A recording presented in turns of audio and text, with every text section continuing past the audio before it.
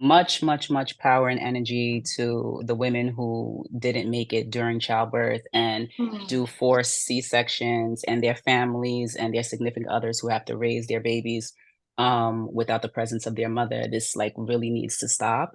Mm. And I'm glad there's noise being made about it, but it's still not enough. I don't care how many administrators, how many higher ups you change. The mindset needs to change. The body is still a vessel. It adapts to what the hospital, what, society views us at. We do not tolerate pain any better than other people. We're giving birth just like other people. Yes, we can be resilient, but resilience is a state of mind. It's not where you're at, and stop killing us. That's really what it is. Stop killing us. So that's I'm gonna stop there because I'm just like, she said what she said, y'all. Hello. it. She said what she said, and she meant. Hey, session family. How y'all doing? How y'all feeling? What is up? My name is Raquel Simmons, and I am a marriage and family therapist. And you are now tuned in to In Session's very own Uncomfortable Conversation podcast. Be sure to like, comment, subscribe, and most importantly, share. Enjoy the show. Hey family, how y'all doing? How y'all feeling? What is up? Welcome back to another episode of Uncomfortable Conversations. Listen, happy Sunday. How y'all feeling? Like, we are back yet again.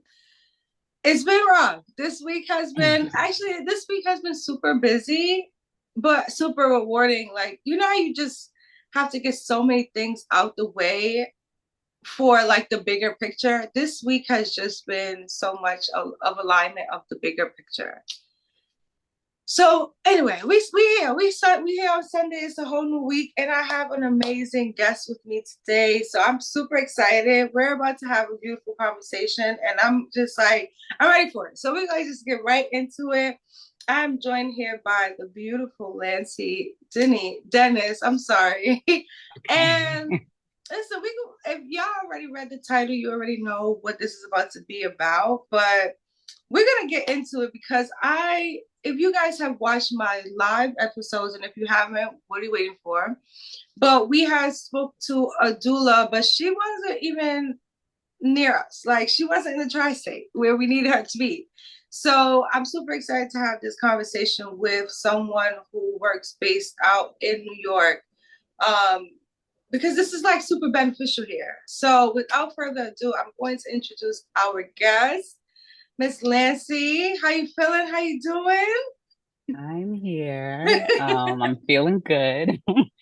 I can 1,000% relate to what you were saying in regards to the week. The week has Mm-hmm. been nonstop, and with Thursday having been like a 10-10 portal, it's time to manifest and things like that. I just feel like the energy was really high, especially with everything that's going on in the world. Mm-hmm. So I could definitely relate to what you're saying. So I get it. But we're here. We're very thankful to be here. It's beautiful. The sun's out, so no complaints on my Love that. What you mean 10-10 portal? I'm not really tapped in that much in general, end. but I feel like I'm gonna ask you about this because yesterday felt like it was like a ton of bricks was just hitting. As far as like, maybe I'm exaggerating, so it wasn't a ton of bricks, but I was super anxious yesterday. It was so much going on, while also like I was able to understand like why behind a lot of things that was happening, but it didn't mean that I wasn't feeling and impacting, so being impacted by so much of what was happening around me. So what does the 10 And portal, what is that? well, the largest portal of the year, where a lot of people tend to feel a lot, release a lot, and just there's just an overall kind of like intentional focus is the 8-8 portal. Mm. That's again August 8th. And this year, with being the year of the eight, 2024, 2, 2, and 4 equals 8. So the 888 portal, it's a big thing with like numerology. People who are into gematria, numbers have so many meanings. Yeah. Like when you see 555, it means like a big change is coming.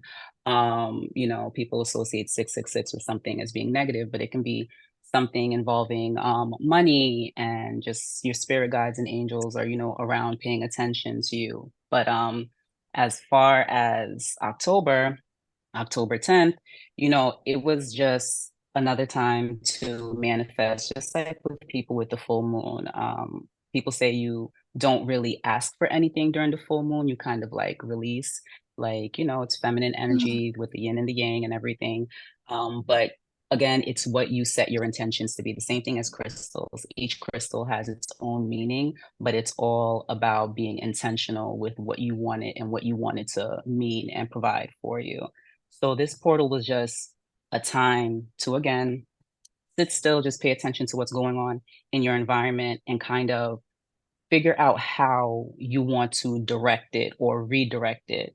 I always say we are the master of our universe. So things happen around us, we have the power to let it happen to us. And it's just one of those times where the energy is like really, really high. So it's just pause a little bit. So you can choose to do spiritual baths. You can choose to burn some incense, Palo Santo, sage, do abundance. I don't want to use the word spells, but like little abundance rituals with like cinnamon and sugar, so you can make the energy sweet on you. You put on your hands in the shape of a figure eight, infinite, so it just keeps coming. So again, it's just, or if you just want to do absolutely nothing, you do nothing. You just be. We don't get a chance to be anymore. We're always. Look how we started off this conversation, this week and this and that. And I agreed with you because I'm like, this week was, I always say, when things are just too much, I'm like, oh my God, this is so ghetto. Like this is just it's too much. Literally. So I'm like, you know what? The week happened, what needed to happen already transpired, but at the end of the day, I transmuted that energy into what I wanted it to be. And I'm here with you. I'm talking and vibing with you, and we're gonna have an amazing conversation. So I hope that answered your question. I'm like, podcast done. I don't even know what we're talking about. But that was like, wow, we have to. Obviously, that's not a part of the topic, but I really appreciate you breaking that down. I've never been like I know certain things happen, like as far as like the whole 10-10, but it just doesn't. To bring to your point, we don't get a chance to just be like we're always on go all the time, all the time. And so just for you to even break that down, it's like, oh wow, like I like when things make sense. Like I like when things start to realize, like, oh, come full circle, like, okay, this is the why. Like this is why that was happening. This is why, or could be why I was affected by whatever was going on. And sometimes we don't have the answer, and that's okay.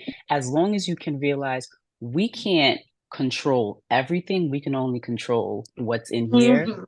All the outside factors are going to be the outside factors, and they're going to do what they're going to do. Life is going to life, whether we're a part of it or not.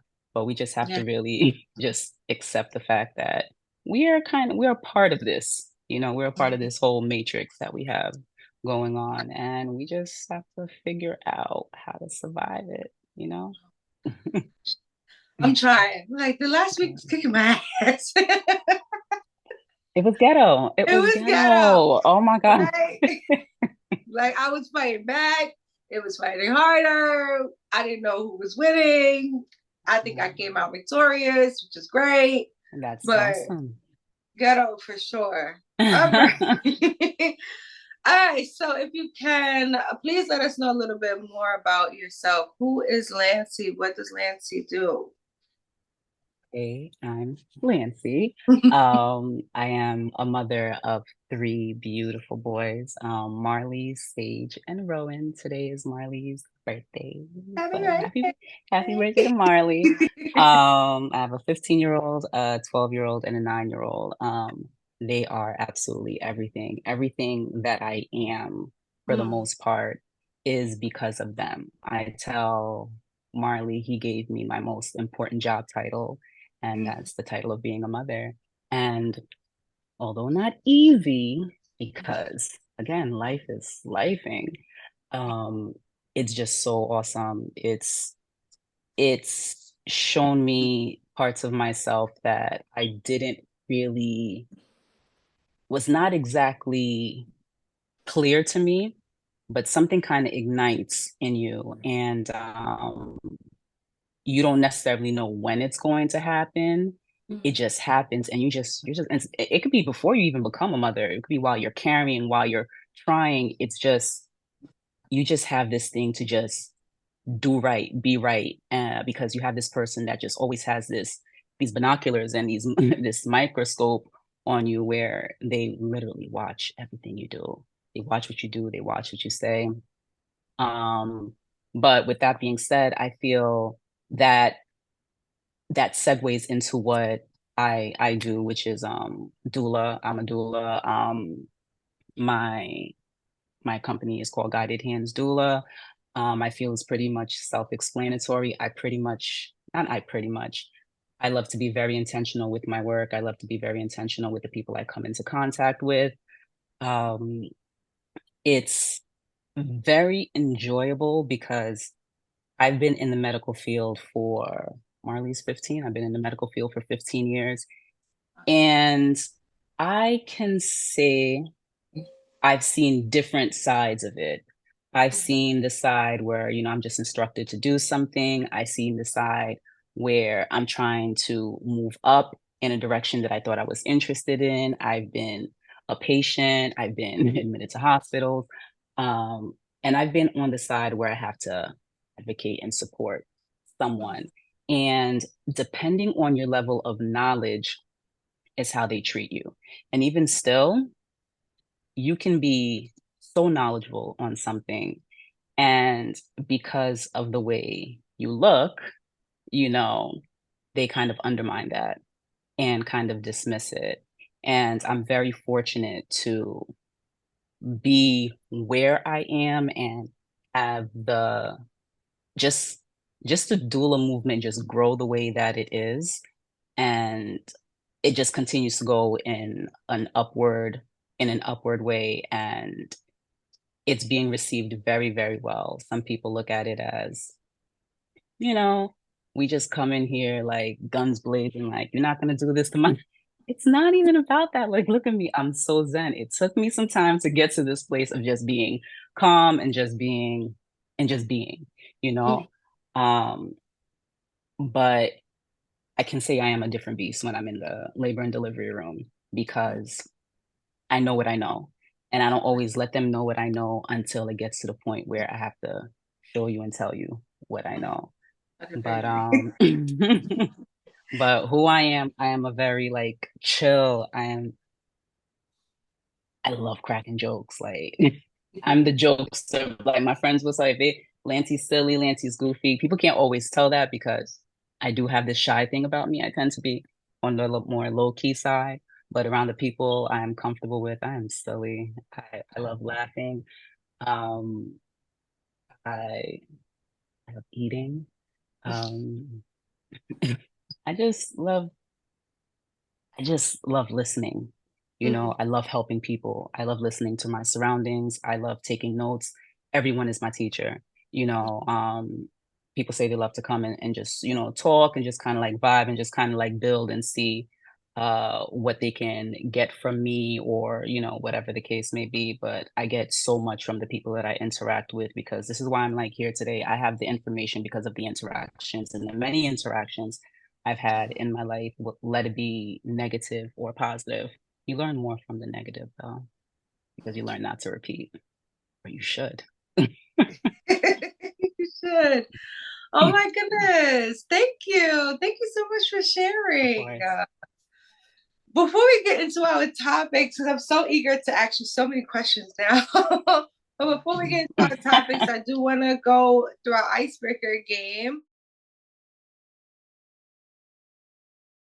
And so we're going to do the individual edition of our icebreaker game. So I usually like to shuffle them. I have written all of the questions on the cards at different times, different spaces, different like stages of my life, or like someone else's. So these cards were like baking for a long time, which means that I don't necessarily know what all of them say, to be honest. So not anymore.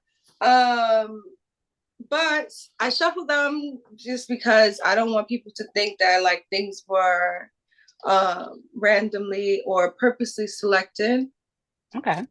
So what I'm gonna do, because I know you don't have the cards yet, is kind of scatter them so that you can pick one. So I'm gonna move my finger back and forth. I already see the one that I want. Okay, which one? It's Not it the has one. the line on it. I'm like the one that's upside down, of course. I don't know, that just automatically just, kind of like tarot, No, it's fine. I'm like, whoa, that was strange. This one definitely picked you because why is this upside down? Uh-huh. Okay, perfect. So this card says, what cycles are you trying to break that you just learned was a cycle? Wow. So my friend who we literally was speaking about things being cyclic yesterday. Like that's so funny. Wow. Talk about alignment.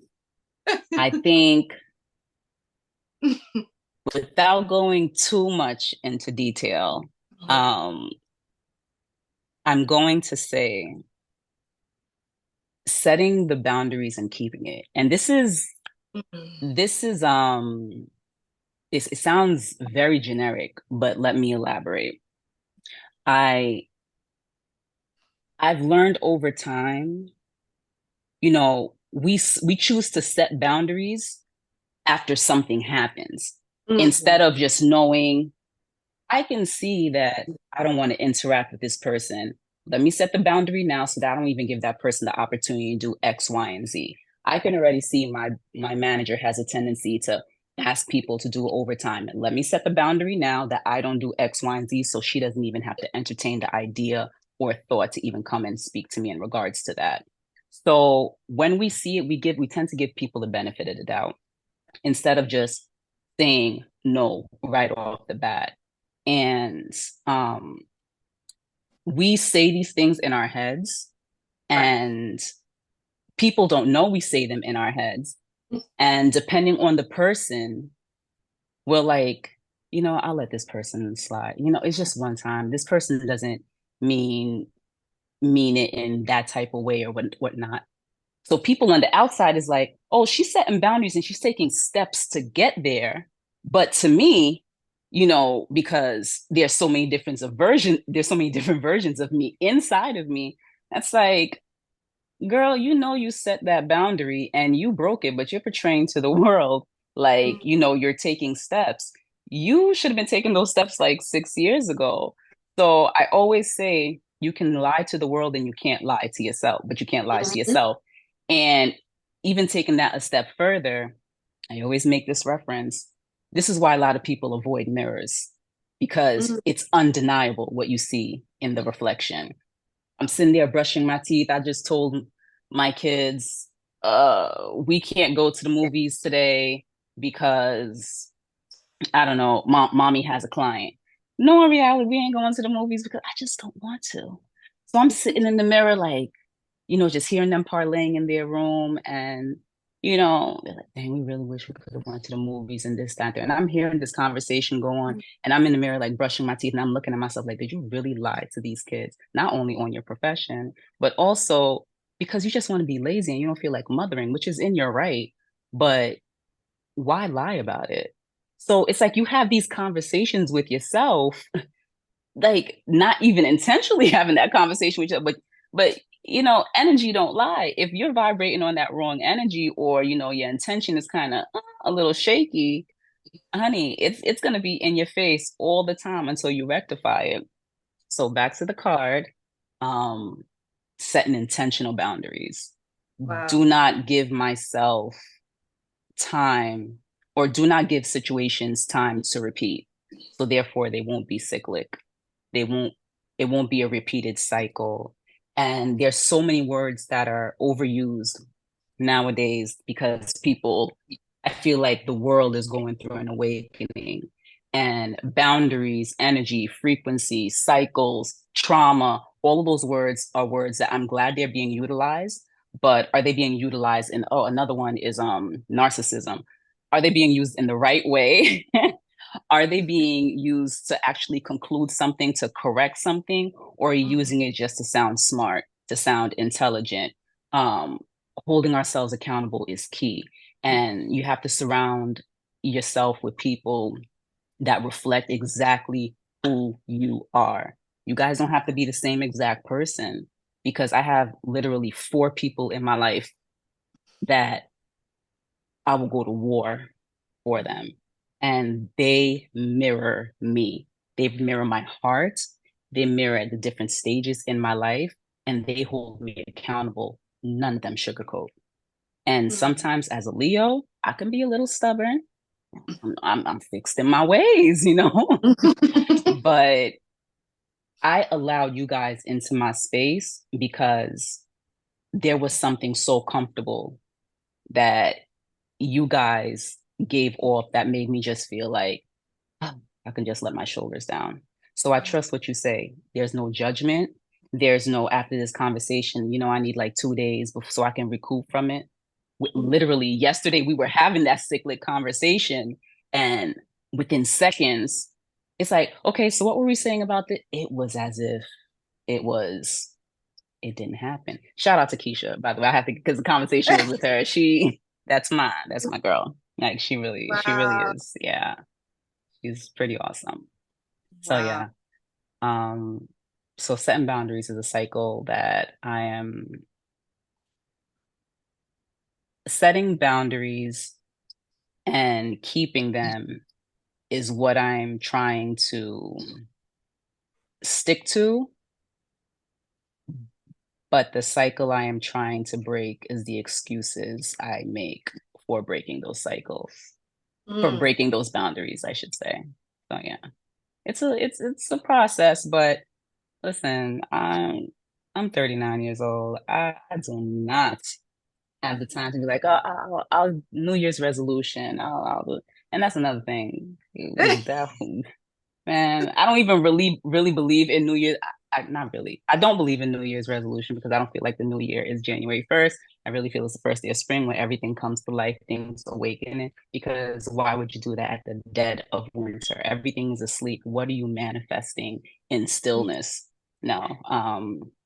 When first day of spring, it's a new me, blossoming with the cherry blossoms and the flowers, Mm. and I'm coming alive just like the animals are. So just try to be intentional every day.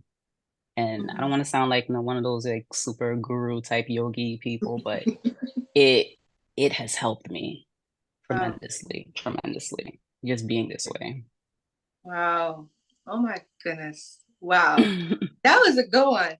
That was a good one because, and especially when you mentioned like how you're willing to break a boundary that you have for one person but not the other. Like a boundary is to Mhm. be set with everyone. It's yours. It shouldn't only have a if you have a specific boundary, that should be worldwide. You shouldn't have Mhm. to break it because of somebody else's character or the way Yeah. you feel like somebody might receive those boundaries that you have. So you're like, all right, well, Yeah. maybe I'll do this differently just to make sure that you're comfortable. Meanwhile, you're Mhm. uncomfortable this entire way because you Right? know better. Like now you're fighting with yourself. It's like, I knew better. I still did it to for the comfort or betterment of someone else. Mind you, now I'm hurting. Now I'm stressed out. Now I'm trying to pick up the pieces that I didn't have to even pick up had I set these boundaries and stood on business on them. Like, so thank Mhm. you.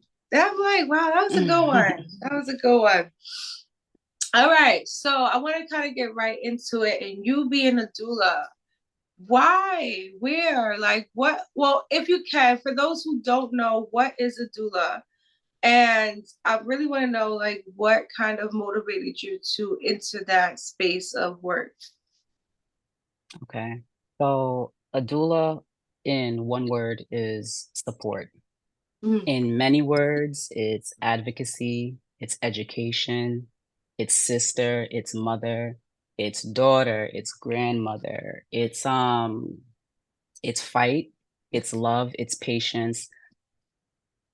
We have not been fortunate over the years to have a certain level of education and autonomy over the type of birth that we choose to have. And we just have it in our head. We conceive, we have a bump, go into hospital, we give birth. But there's so many things that happen in between, those stages. And a doula is someone who walks that journey with you, who is able to be the voice when you don't have the patience, the energy, the endurance to handle certain things. So we're there to help carry it, or help you carry it, or show you how to carry it.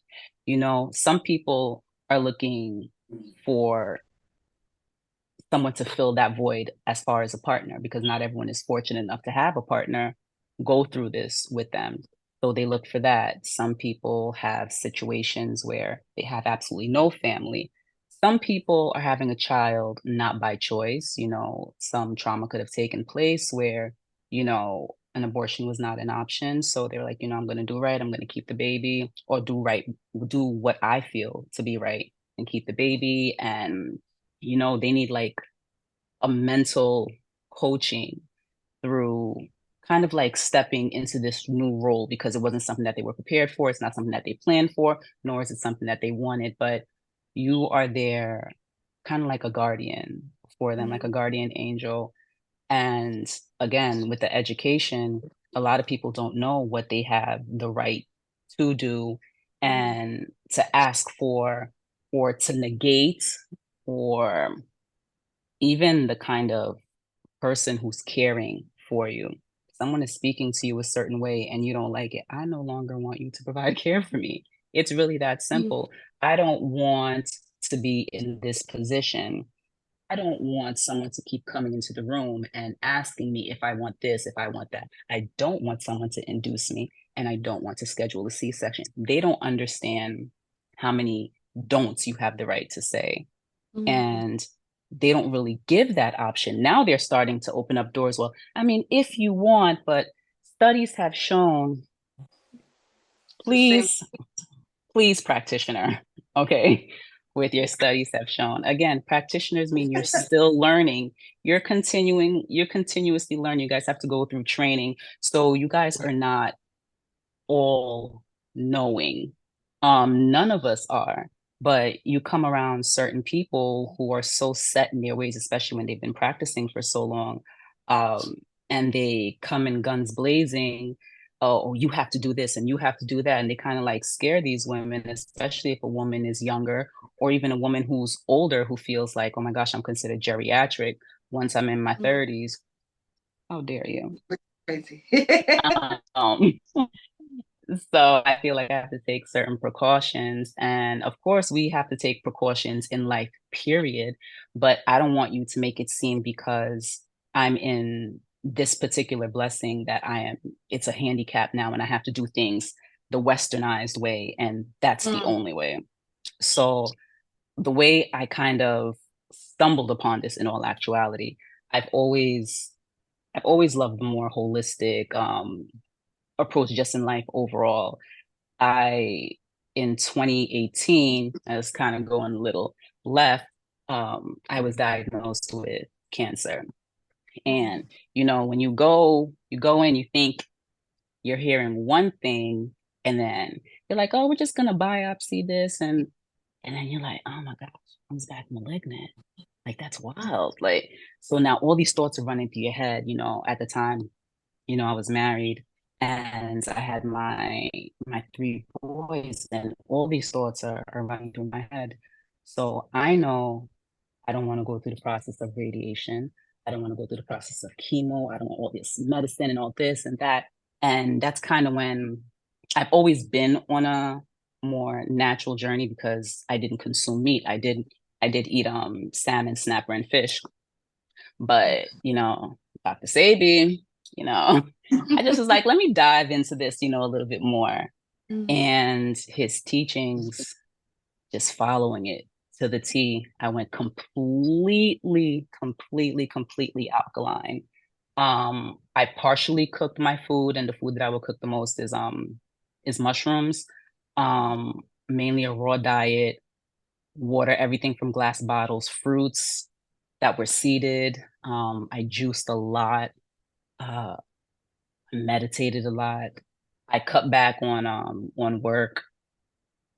It's just so many different things that I set my intention. I was fixated. I'm like, this thing isn't going to, because I didn't have it in my mind that, I was going to die or anything like that. But, they were speaking about surgeries and this and that. And within 6 weeks' time, my cancer went from 96% to less than 3%. So no surgeries needed. And it was all because of that, literally diet. If you don't give the cancer anything to eat, if you're not feeding it, how is it thriving? Just like a cyst, just like a fibroid. What is it? How is it thriving?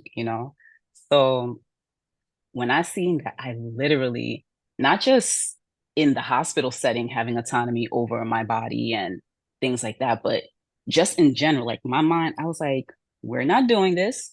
Stop playing with me. Okay, you're gonna fix yourself. And listen, I didn't, I, I just did it. Like, um, because I was working with two doctors. I was working with a vascular doctor, and I was working with oh my gosh, let me try to pronounce it right. Otolaryngologist. Hope I pronounced it right. It's such a long word. And the otolaryngologist. Anyways, he wasn't too happy about it because, that surgery, that slit, he just didn't understand. He was like, "Oh, can you please explain to me exactly what you did?" And I gave the breakdown, and there's nothing else. No, you're the one that's giving me the numbers. You're giving me the percentage. You doing the blood test. You did another biopsy and everything, and even the process of a biopsy. It's just, anyways. I feel like I went so far left. So No, with it's me okay. seeing, so with me having experienced that, I'm like, I've been in the, medical field, like, dibbling and dabbling. I'm like, all right, I want to do this nursing thing. I want to go to school for nursing, and I want to help everybody. I don't know what I wanted to specialize in, but it was also financially, it would have benefited because there's so many things you can do with nursing, and it aligned with what I was already doing. Busted my butt to get into nursing school. My first try, I got in. One of the hardest programs to get into, I got into. Yeah, the hardest, one of the hardest schools to get into, I got into. I was very happy. But it was around the pandemic. So here's the thing. I'm there, I'm, doing this and doing that. Thank God I did my titers. So they checked everything. They say I don't need any additional vaccines or anything like that. Vaccines roll out. Again, I work for a hospital. They gave me an exemption. Um, Not a medical, or well, they call it a religious exemption, but at the end of the day, I know my rights, Right. and I know what you couldn't. I knew the verbiage. Okay. I encourage people to look into the Nuremberg Code because it's a game changer. But that aside, um, the hospital accepted my exemption. The school accepted my exemption, but it came time for me to do clinicals. At that time, all clinical sites were requiring you to be vaccinated, because my first site was a nursing home, and I had to make the decision. Lantzy, you've come this far. Do you just want to give in? Again, you've had this conversation with yourself.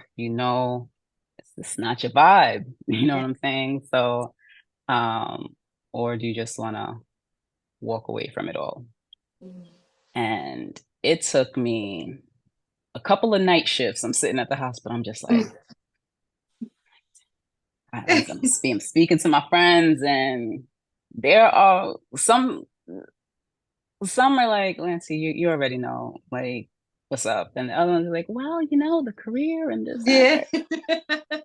And I made the decision to walk away from the program. But prior to walking to the program, I asked them if I could do my clinical site at the hospital because I already got my exemption, but they said that I needed a rotation at a nursing facility, a hospital, different types of rotation. So my first rotation was at a nursing facility and they required it. And I just didn't want to budge. Nothing against anyone who took it. It just wasn't for me.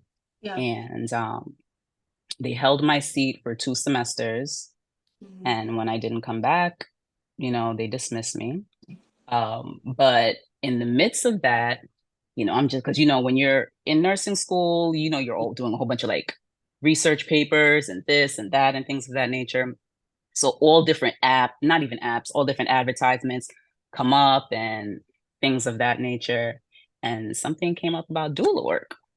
And then I'm like reading up on it and I'm watching videos. I'm like, this is so cool. Like what is this thing?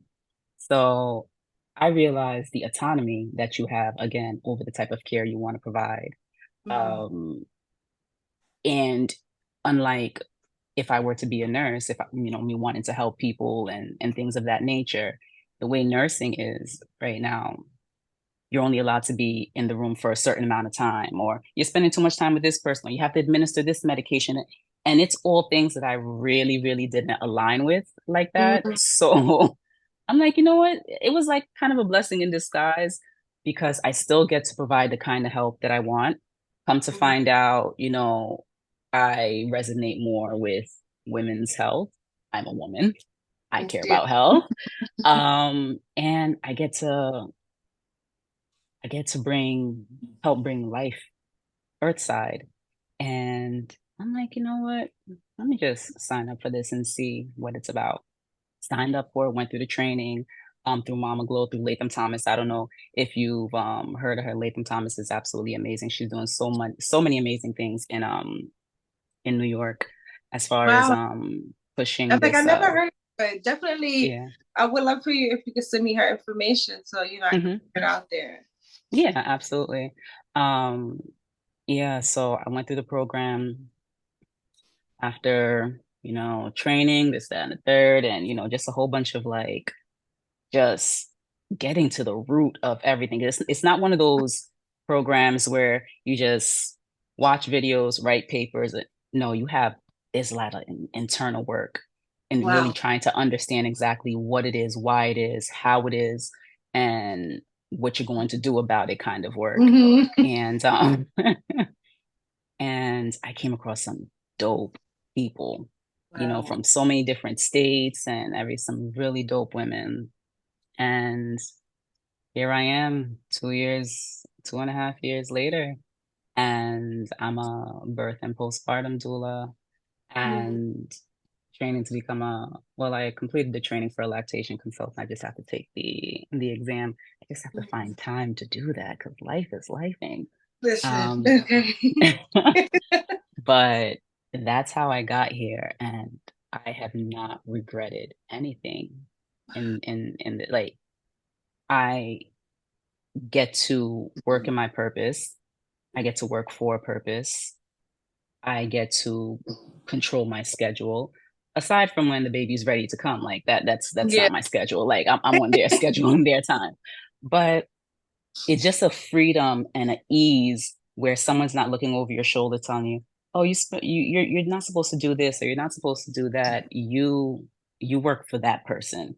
Whether they're paying you or not, you work for that person, and you guys have a level of understanding where you respect where she's coming from or the family's coming from.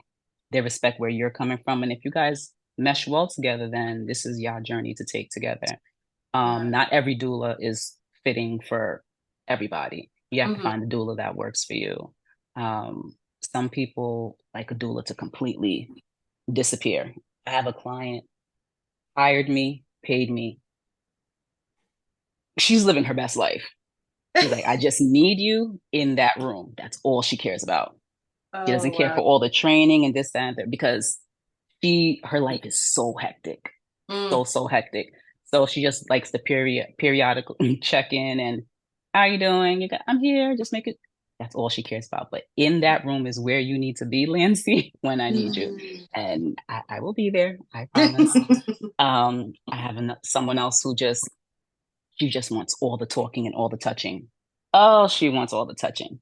When I'm there, she wants me holding her, like, and this is just prenatal care. This isn't even like while we're in labor.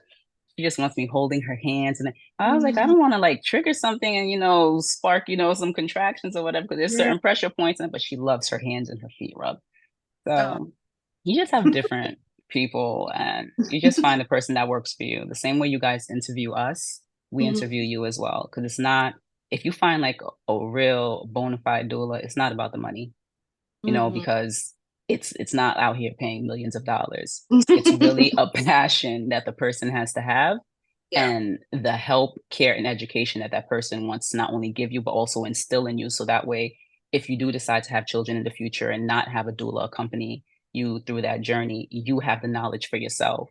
We don't Mhm. teach you for that moment. We teach you for, future anything, because the Mhm. discipline that you display while you're going through this process and this journey and this whole adventure, essentially, that transfers over into how you instill certain discipline and teachings to your children. It just never leaves you. So yeah, that's pretty much Nice. it. Oh my God. Thank you. I'm like, wow, this is such a journey, but definitely happy that you were able to share it. Like, oh my Yeah. goodness. Oh my goodness. I'm like, what? Like you, first off, let me slow down and say thank you so much for sharing your story of, you being diagnosed with cancer, as this is, breast cancer awareness month. I'm Mhm. just happy that you are still here and you took control over your life and how you wanted to be able to feel in order to make it here and to share your story and to continuously share your story on wider platforms just like this one. So I'm so, so, so, so, so, so, so happy that you are here today to tell your story and that you decided to take control over who you are and what you wanted to consume. And you didn't take someone's responses as an answer. You decided to take your own responses as your own answer Mhm. rather than whatever someone was feeding you. Because that's Absolutely. not normalized, that we get a lot of the reasons why a lot of Black women don't speak up is because of the angry Black woman complex that we Mhm. all heard of. And Black people don't really speak up as much, is because we were born in a lot of areas of fear. Yeah, We're just absolutely. happy to be here, so everything else after that is you being combative, you're being too much, you're being too seen, you're just being too much in It's just too the right. much. Yeah. And so I just want to just make sure I just say that, like, in the realm where people are not speaking up for themselves, you did, and it was for the greater good in order for you Absolutely. Thank you. to share your story. So thank you so much for Of that. course. And then having the power to give up what you thought you always wanted just to end up Mhm. where you should have always been is huge. Like, wow. Yeah. That's I'm that's just, that's kind of cool. yes, I'm sitting here and I'm like, wow, like you are a survivor in so many other aspects of a survivor of being in the Black and brown community, where it's like, nursing, it's like, you should do this, it's a good job, you need to go for it. And But it's an amazing job. mhm. Like one of my fours, she's a nurse, and she's an amazing nurse. And she's Yeah. actually she just finished nurse practitioner school, just graduated. So we're gonna have another one like us on the Nice. team. So that's awesome, just out there doing beautiful, Hmm. beautiful things for our community. So that's awesome. For sure, and congratulations to her. And just to highlight the fact that you stood on your own boundaries. And I know you started off by saying you wanted to continue to hold yourself and to the boundaries that you create, but Hmm. standing on your own boundaries to say, yes, this is what I want, but I'm choosing me before all the things, and everything else will come. And however that looks like, you just go with the flow and said, like, no, I don't want to take this vaccine, and that shouldn't determine what I get to do in life. I'm Yeah. just like in awe. Like, I was like, wow, But because it's that's also like so many risks too, because you just don't know. Like, like, am I gonna that's what lose my I'm saying. job? Am I gonna do this? Am I gonna lose Mhm. clients? Am I gonna but you just out here like these Now, things are predestined. It's already written. You just have to have the faith, the courage, the know-how to just walk that path. But these things are there's no coincidence. Back in the day, we used to be like, oh, it's coincidence. No, there's no coincidence because the way things just align and work, it's like a domino effect, just one thing after the, and I'm just like, I'm no longer like waiting for things to happen, like it's happening, yeah, so there's no reason for me not to trust the process. right. It's scary at first, but we're not supposed to be all knowing, Mm-hmm. so we're not supposed to know everything. If we knew everything, we'd be God, and we're We got not. we're that. versions of we're versions of God, but we're not God. So Wow. I want to touch on something that you have mentioned surrounding like C-section. And so I want to just speak on like what or why do you feel like there's been like a super spike in C-sections as opposed to vaginal births? And like what is the difference? What kind of difference does that cause for the woman's body and the connection, if any, to the child? first off, I always, when speaking to someone, C-section and epidural is not the end of the world. Mm-hmm. And I need people to Okay. understand that there are certain circumstances that take place Mm-hmm. that require certain interventions. Let me say that right off the bat.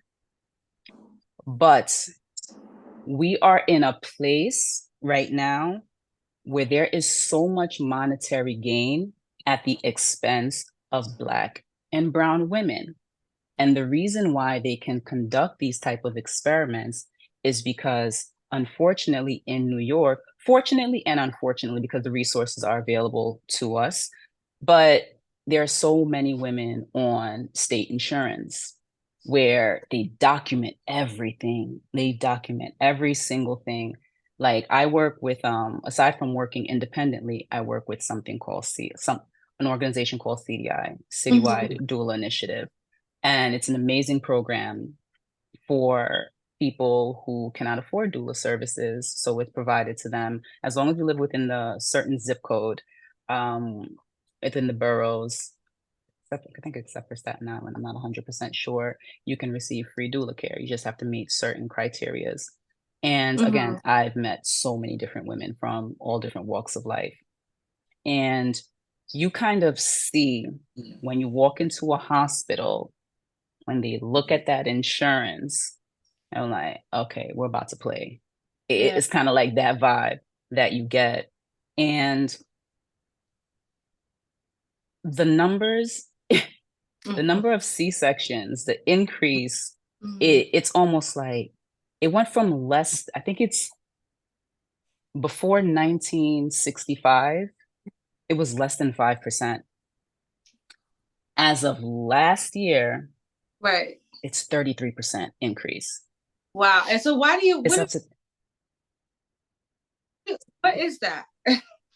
I'm sorry, the phone broke up real quick. Oh, I'm sorry, I'm sorry. So That's I'm asking just like why do you feel like that is? Like what do you feel like is causing the spike? There we go. I'm like, I just wanted you to say monetary. it. I just wanted you to say it because I It's know, like from what I've been able to hear and research, the amount like it's just about money, you know. It it costs a is. lot more money to obviously perform a surgery rather than It's like around $30,000 with C-section recovery, chances of baby needing to be admitted into the NICU, recovery for mom. Like it's major surgery. You're cutting through layers, and it's not just one slit and baby's out. It's it's like one, two, uh, three, four, five. It's like six, seven. Like it's insane. And they expect moms to be, okay, get up, get out. It's it's a it's encouraged to help the body get back to what it needs to get back to. mm-hmm. But there needs to be like when I have a client who has had a C-section, your first day home, You don't do anything. You're not up and moving. That baby is brought to you. This is where I come into play, mom comes into play, meaning your mother, father, older kids, or what. You just need the body to, again, we're in that constant go, go, go state of mind that our body now has to go, go, go, go, go. So now we don't even know how to properly heal. That's why every 6, 7 weeks, somebody's sick. We got sniffles, we got that. We don't know how to just stop. Give the mother a chance to just, okay, what was inside of me is now earth side and outside of me. And now it's a real being. I'm a mother. I am responsible. This is what I have to do. There is no time to just chill. You're dealing with hemorrhoids. You're dealing with having to wash yourself with a peri bottle. You're dealing with discharge. You're dealing with breast tenderness. Depending on how soon it happens, you're dealing with postpartum shedding. You're dealing with acne. You're dealing with just crying for no reason. These things are not only things that happen during your pregnancy. This stuff happens during the 4th trimester, postpartum as well. And there's light that's being shined on this now because there's so many women, unfortunately, who, because they're not in the right state of mind, are causing harm to their children, harm to themselves. They literally cannot function.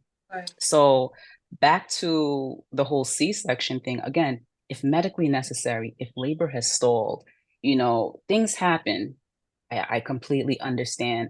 Baby isn't in the right position, depending on the type of doula you have who has experience, assisting with a breech, or a midwife who has experience assisting with a breech birth. Then, you're not out of luck in regards to that. You can still have your baby the way you want to have your child. But in most situations, it's like that's just the go-to. And people don't realize with the whole induction process, oh, you know what, your baby's 37 weeks. It's fine. We can set the induction date, or, you're already considered full-term. No, it goes to a certain amount of weeks for a reason. When the baby is ready, the baby will come out. So now you want me bedbound with an IV in my arm, inducing me, forcing my body to do something that it's not yet ready to do. It's like having to take a poop, going to take a poop, and you're not ready. Yeah. What I'm sitting on the toilet doing nothing. Yeah. When I'm ready, it comes out naturally. It's going to happen. This is why even if we don't push, most of the time, because you have to be careful what you say, because someone's going to be like, well, technically, and then most cases, the baby's going to come out regardless. That's how people end up giving birth in the car. You know what I'm saying? But, we assist baby the way baby assists us. The baby's doing work, we're doing work. So to sit here and already have it in the mother's mind that, okay, we're going to schedule an induction. An induction could potentially stall labor. And then we're going down the route, we're talking about C-sections. All that running through the mother's mind, that takes a toll on how she progresses, if she progresses at all. Environmental factors play a huge part, and people tend to negate that. Physicians tend to negate that. For them, it's almost, not all the time, it's almost like a one shoe fits all. If she reaches this point, schedule this. If this doesn't work, boom, we're doing this. It doesn't work that way. Give that person a chance. I get it. You want the bed for the next person. But if that's the mindset, let me know where I can go to receive care from someone else, because I'm not looking to rush this process. This baby took X amount of weeks, X amount of months to cook. The baby's going to cook. I want a well done baby. And I'm not putting myself at risk. Now, when you have situations where you're in labor for so long, now your blood pressure is elevating, baby's heart rate is, decreasing. Listen, now we can potentially be at risk for like infections and, things potentially going wrong with the baby. Now we have to get the baby out. I get it, extenuating circumstances. But if I'm a healthy 19, 20, 21-year-old woman, like the case that I had, this woman was in labor for 21 hours. Literally at the 22nd hour, she's ready to push. They come barging in. She's 10 centimeters dilated. They come barging in. Baby's heart rate is dipping. Baby's heart rate has been dipping for 9 minutes. So you guys are just now coming in. You guys are just now coming in. We're going to take her into the OR, and then we emergency C-section. Whoa, whoa, whoa. And good thing her mother was not about that, because, she was a younger girl. Her mother's like, hold on, because she's about that life. She was like, we've been going at this for like over a day, and now you're going to tell me that we're going to go into the room and you're going to cut my daughter? My daughter's 20 years old. Like, I'm not understanding. She's ready to push. But, with the baby's heart rate, then why are you guys just now coming in? But I had to be careful with the things that I was saying. So I'm letting the mother speak. So that way the mother is the one who initiated the conversation, and I piggybacked. We spoke throughout the whole process of, what could potentially happen and everything, because we have to have these conversations because her daughter is young, and they're just looking at it like that. Yeah. They're banking on the fact that she's young, she has a C-section. What happens when someone has a C-section? Chances are they live in a specific area. They label us as, this isn't going to be your only child. You're going to have 2 or 3. And being that you have, free housing or Section 8 or things like that, you're not going to end up moving. So you're going to stay in this area. So if I give you a C-section, chances are, knowing, the history of your people, you're going to end up getting pregnant again. And guess what? You're going to need another C-section and another C-section, because very few people encourage VBACs, because they're like, oh, well, there's a risk of this and a risk of that. And it's just like a whole domino effect of just nonsense. Are you able to go, sorry to cut you off, but are you able to, after having a C-section, are you able to ever have a vaginal birth? Yeah, it's called a VBAC, vaginal birth after cesarean. My friend actually had one. Very successful because one. Like what you said, and I'm thinking about it, a lot of people oftentimes think like once you have a C-section, you can never have a vaginal birth. And that's the thing. That's the lack of education that's given to us. And that's not the case. Wow. That's not the case. I wanted to bring that up because even like I've heard it's family members, just like they've had C-sections for all of their children. And I think it had a lot to do with the lack of information that you don't have to continue to have C-sections just because you had one. And also a huge misconception is when you're giving birth to multiples, you have to have a C-section as well. I had this woman who was only Creole speaking, because I'm Haitian. She was only Creole speaking, and she expressed to me that her husband is in Haiti. He's not going to be here. She doesn't have anyone to help her. She can't afford to have a C-section. So the recovery, the downtime, she was like, it absolutely cannot happen. If you know Caribbean women, especially Haitian women, when they have their mind set, it's not happening. What I don't want to happen is not happening. So, luckily for her, she had a team that was awesome. They were very they respected everything that she said, but they also realized that there's a possibility that things can go left if we do give this woman a C-section and she goes home with absolutely no care. Especially since it's been charted, documented, she has no one to help her. A visiting nurse is not so helpful, but they can stay for but so long and do but so much. A doula can stay for but so long, but so much. Even though we have jurisdiction over our own time, it's still a matter of fact that we have lives outside of, just catering to one client. And not to make that sound any type of way, but realistically, I can't be there every day, all hours of the day, all hours of the night, So we worked out a plan. She was very serious about her exercise, every intuitive meditations that we did. She didn't understand the whole process of the meditation. I called it praying with her or whatever. And she was very receptive. She was very cooperative, very sweet girl. And one of the top hospitals in Brooklyn, I think it was their second or third case where a woman was able to give birth vaginally to twins. And I was in the room with her. And that particular case, they had to have her give birth in the OR. And I've spoken before about environmental factors playing a role, because when you have scalpels and you have, syringes and this metal clamp and that and things like that, it's just like, oh my gosh, I'm in a steel box. Like all of a sudden it goes like, it's like a man who's in a compromising situation when you know you guys are being intimate, and it's just like, shrinkage happens because my body's not comfortable, you know. So Yeah. again, I was there, I coached her. Her nurses were awesome. They had everything on deck, and she gave birth to her twin boys successfully. And Nice. it was awesome. So I was happy about that. But yeah, like the first case I was telling you, I'm sorry. I just No, it's realized I just okay. skipped to the other It's case, okay. where the mother was like, I'm not understanding why you guys are waiting over 7 minutes before coming in if the baby's heart was dipping. Exactly.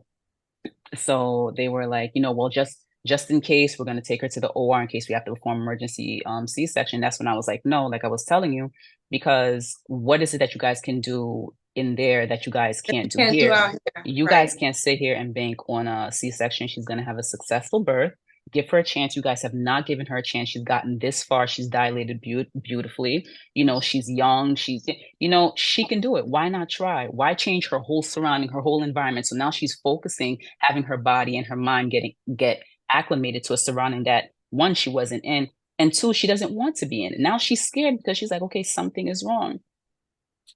He ended up, fast forward, everything was beautiful. Everything ended up being A1. And the doctor ended up putting in their note that the doula was overstepping her boundaries. She undermined me. She took control of the you did a good labor. job. Sounds like. But so then, the people above me had to call me and, Lantzy, what happened? This, that, and the third. And full transparency, I gave them detail after detail, everything I said, everything I did, whatever. What saved me was a travel nurse. Because when you're a travel nurse, you don't have loyalty to hospitals. You come in, you work for yourself or an agency, and you do what you have to do. Luckily, the travel nurse's story aligned with mine to the T, and she was there. It aligned to the T. I'm like, that doctor was trying, like, she was salty, and you're a woman. You would have thought that, you would want the best for this little girl. You want to secure her future to have, more children and things like that. No, she was giving me that stank eye. I say that stoic face of mine, you know, I did my job. Right. I promised her she was coming to the hospital and she was leaving the hospital with her child. That's an unspoken contract. So at the end of the day, I delivered, and that's all I care about. But y'all not gonna sit here and ruin me or for lies. I'll speak the truth, and my truth worked in my favor. Thank God. Nice. So if somebody was interested in going about getting a doula, like how would they do so? And do you feel like doula support is as affordable in New York? I know it's different. It differs in a lot of different places, is what I've been able to grasp. But if somebody was interested in going about getting a doula or understanding how to, or the process in which they may be able to gain support with birth, what would you suggest they do? Sorry. Okay.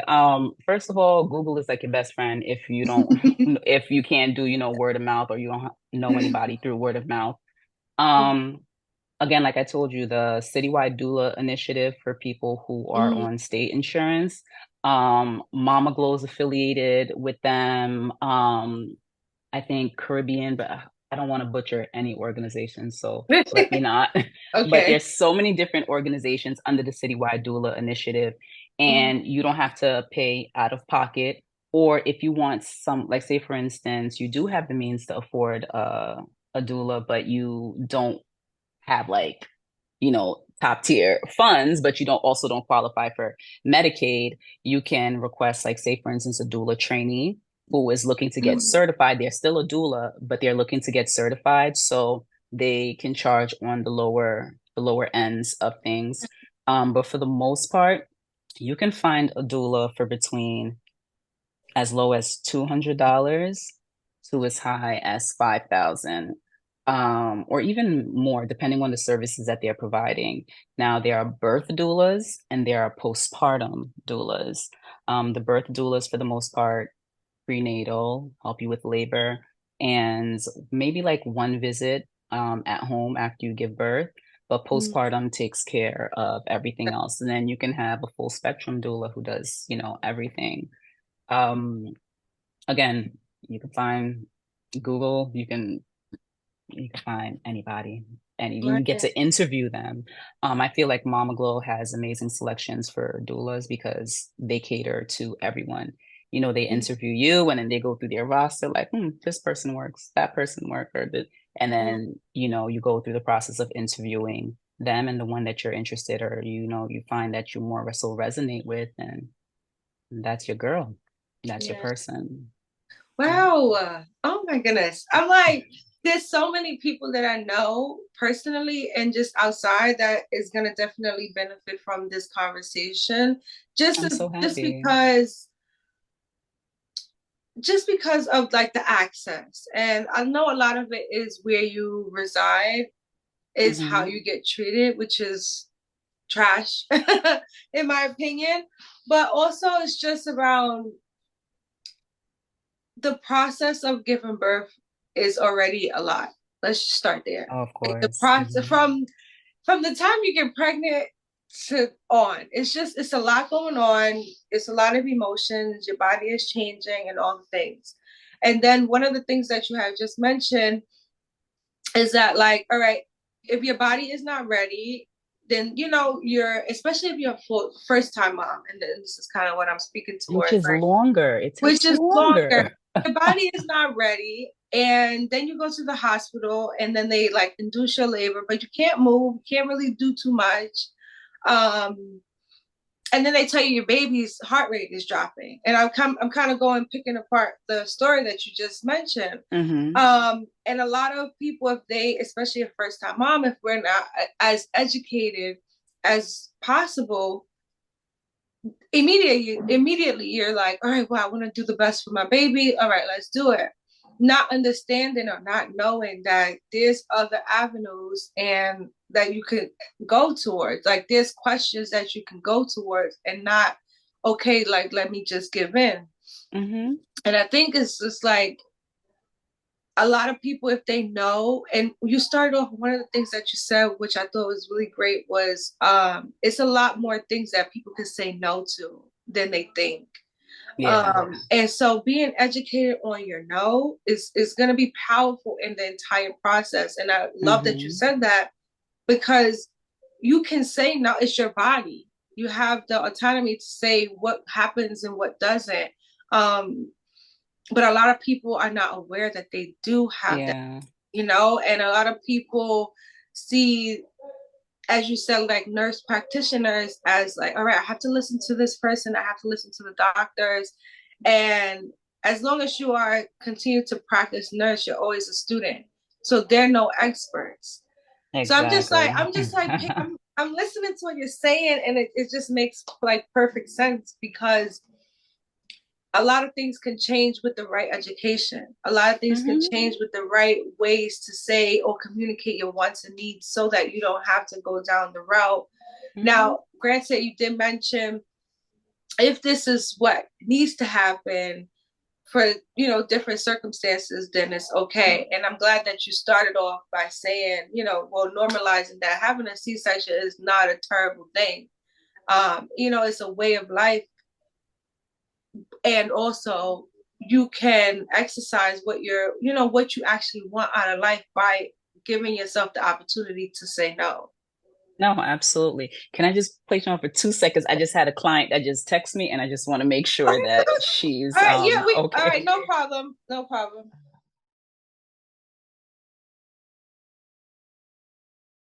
One of the ways that we end each and every episode is, I don't know who needs to hear this, but.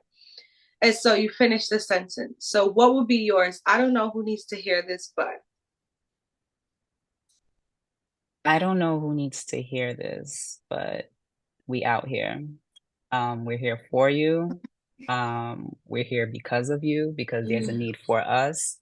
So, I don't know who needs to hear this, but I hope it reaches you and it resonates with you. Nice. That was nice. I'll go. I don't know who needs to hear this, but strengthen your no. Understand the power of your no. I think from this conversation, I've been able to understand how no is more powerful than you think, and understanding what happens with your no is even more powerful. There you go. Poetry snap. Thank you. So where can they find you? All the things, granted, I'm going to put all of your information in the comments in the description below, but if there's anything you want to mention on how people can reach out if they have any further questions. Sure. My IG is Guided Hands Doula. My website is guidedhandsdoula.com. All the information. Again, I recently started the IG because social media is where you reach everyone. So I'm trying to be more active on it and post more information and like videos and things with clients with their permission, of course. Just to kind of give people an insight into what it is that I do, how I do it, how I maneuver. Again, it's not a one shoe fits all. When you interact with me, I kind of cater to your needs, and the package is catered to exactly what works for you. Nice. Along with what works for me. Majority, a lot of things work for me. And yeah, it's really no pressure. Have you have questions, as long as you're not randomly DMing me at 3 o'clock in the morning, like, oh, what should it's just like, what should my baby look like at, I don't know. I don't really know you. So, but no, I love giving the information. As long as I have it, you have it. This is just really good for me as well. Just really putting myself out there. And when I say that, it's not so much the business, it's just myself. Again, I'm a real introvert. Again, it might not seem like it. But when you speak on something you love, and this is love, it just kind of like flows. It's fluid. And I am just thankful for this space, this opportunity. I'm very much thankful to you for just giving me the opportunity to do this. Yeah. This is big for me. I'm really happy. You're welcome. Listen, y'all, I have a great feeling that this is not the last time you're going to see her. I just feel like there's so much more to cover, and it needs to, first off, this is a conversation that can go on and on, like for hours. So I just feel like, I'm gonna see what I can do to continue to pick Lantzy's brain for sure, because I just feel like there's so much more that I would like to say, but we can't all cover it all right now. So without further ado, we're gonna end this episode right here. Thank you so much for watching. Make sure you guys like, comment, subscribe, do all the things, like, especially if you like this, and let Lantzy know how, like, give her flowers in the comments, please. Give her flowers, because what she is doing is not easy work, but it is very necessary work. What she is doing is not easy work, but it's powerful work, and we need more Lantzys out here, okay? So make sure you guys are giving her flowers. Thank you so much for joining. And can I just say one thing? Yeah. And we didn't get to touch on this too much, but much power and energy to the women who didn't make it during childbirth and do forced C-sections, and their families and their significant others who have to raise their babies without the presence of their mother. This like really needs to stop. And I'm glad there's noise being made about it, but it's still not enough. I don't care how many administrators, how many higher ups you change. The mindset needs to change. The body is still a vessel. It adapts to what the hospital, what society views us at. We do not tolerate pain any better than other people. We're giving birth just like other people. Yes, we can be resilient, but resilience is a state of mind. It's not where you're at, and stop killing us. That's really what it is. Stop killing us. So that's it. I'm gonna stop there, because I'm just like, she said what she said, y'all. Hello. She said what she said, and she meant it. Oh my goodness, thank you so much. Wow, that was such a powerful ending. I'm like, dang. Thank you so much. We're gonna keep in touch. And that's it. Until next time. Awesome. Thank you. All right, family. This concludes our episode of Uncomfortable Conversations. Be sure to like, comment, subscribe, and share. We'll see you next time.